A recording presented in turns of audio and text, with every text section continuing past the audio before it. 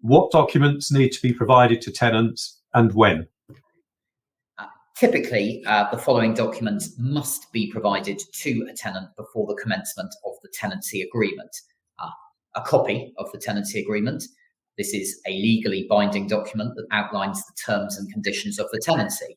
It's also very important to include the government's How to Rent Guide. Now, this is a document that provides tenants with information about their rights and responsibilities and also outlines what the landlord is required to do under the law. Tenants must also be provided with an energy performance certificate. This certificate rates the energy efficiency of the property on a scale of A to G. Tenants, where applicable, where there is gas at the property, must also receive a gas safety certificate. This certificate verifies that all gas appliances in the property have been safety checked by a qualified gas safety engineer.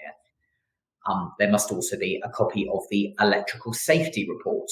This report verifies that all electrical installations in the property are safe and once again have been inspected by a qualified electrician. There must also be deposit protection information. Now, this is very important.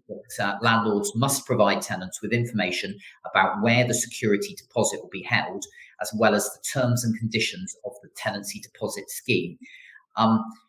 Why this is so important when it comes to tenancy deposits is that there are some quite significant penalties for landlords.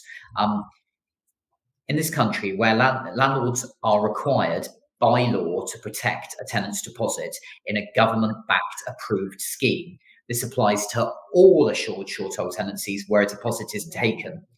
There are one or two exceptions, but for very, very large rental properties, but the majority.